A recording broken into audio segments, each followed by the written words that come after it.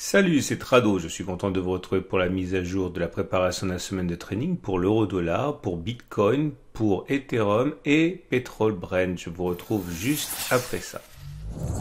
On va commencer l'analyse technique par l'euro-dollar en données journalières. On voit que la prochaine résistance journalière de taille est à 1,1931, 1,1966 à l'origine de la décrue à partir du 18 août et la prochaine zone de support est à 1,1760, 1,1695, zone qui a parfaitement joué son office lors des précédentes attaques baissières. La dernière en date était celle de 21 août.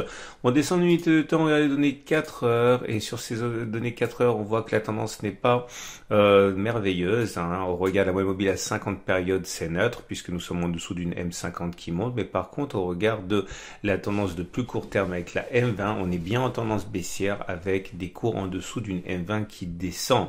Ceux qui veulent néanmoins se mettre dans le sens de l'achat attendent peut-être que l'on revienne sur cette zone qu'on a mentionnée préalablement, comprise entre 1,1760, enfin 1,1760 et 1,1692, cette zone qu'on a déjà mentionnée ici.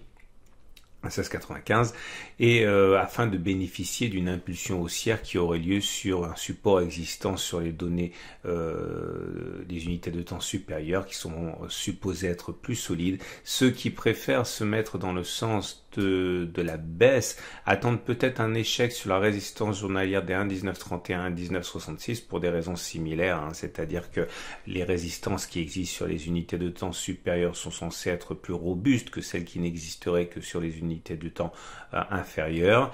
Autre solution, attendre éventuellement que l'on casse le support journalier des 1,1760, 1,1695, signal qui pourrait éventuellement être mis à profit par les traders baissiers.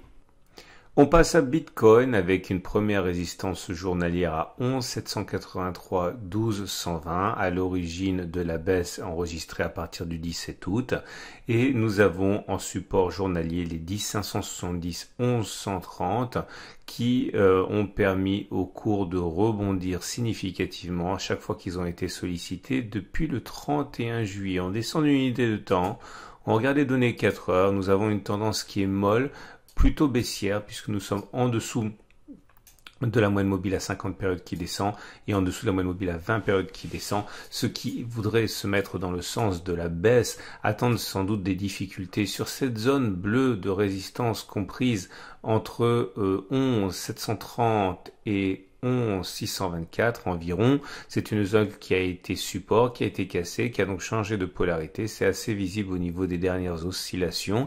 Ceux par contre qui privilégient l'achat attendent peut-être que l'on revienne sur le support journalier des 10 570 11 130, toujours pour la même raison.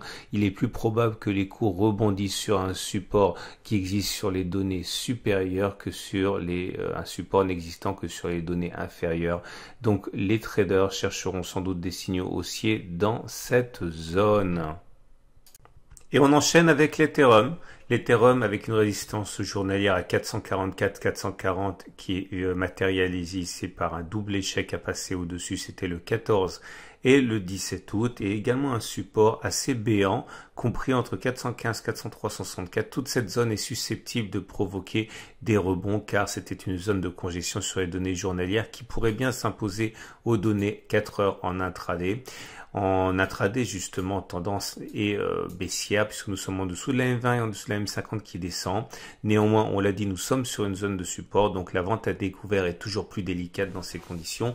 Ceux qui veulent néanmoins tenter de spéculer à la baisse attendent sans doute un échec sur la zone bleue, ici comprise entre 404 et 394, zone de support qui a été cassée, qui a changé de polarité et qui déjà joue un rôle de résistance. C'est très clair sur les deux attaques haussières que l'on a eues. Néanmoins, ceux qui préfèrent se mettre contre la tendance baissière et acheter utiliseront exactement la même zone, la zone de support journalier compris entre 415 et 364 pour les raisons qu'on a évoquées précédemment, à savoir que les unités de temps longues généralement l'emportent sur les unités de temps plus courtes et nous sommes sur une zone de support. Et on termine ce tour d'horizon avec le pétrole Brent, avec une résistance à 45,39, 46,32 le baril et un support à 41,42, 42,43. Ces repères n'ont pas beaucoup changé depuis quelques semaines et en tout cas ils n'ont pas bougé depuis la semaine dernière. Nous échouons toujours à passer cette résistance. On descend d'unité de temps, on se met en données 4 heures et on voit que la tendance n'est plus aussi belle qu'elle a pu l'être, puisque nous sommes bien en dessous de la moyenne mobile à 20 périodes qui descend et bien en dessous de la moyenne mobile à 50 périodes. Donc la tendance est baissière à neutre selon l'unité de temps considérée. On se retrouve avec une zone, on l'a dit, de résistance ici qui va forcément être prise qui va être utilisée par les traders qui ont un biais baissier. Tout échec sur cette zone des résistances journalières à 45,39, 46,32 est susceptible de servir de signal de trade baissier pour des traders. Ceux qui préfèrent se mettre dans le sens de la hausse ont un support, mais il est précaire. Ce support, c'est la zone bleue ici, comprise entre 44,67 et 44,38 le baril. C'est une zone qui s'est avérée efficace, mais attention parce que c'est une zone qui risque d'exploser en vol lorsqu'elle sera sollicitée à n'importe quel moment, car c'est une zone de support qui ne se voit pas sur les unités de temps supérieures. Ceux qui veulent plus de prudence cherchent sans doute un rebond sur le support journalier des 41, 42, 42, 43.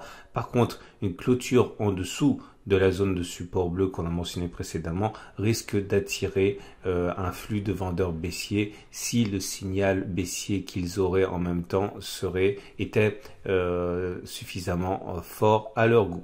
Voilà, je vous souhaite une excellente semaine. Je vous invite à retrouver à la fin de cette vidéo la préparation de la semaine de trading sur le CFD, CAC 40, DAX 30, Wall Street et Nasdaq, c'est-à-dire le France 40, l'Allemagne 30, le Wall Street et l'US Texan, et également l'analyse technique de moyen terme sur les grands indices évoqués.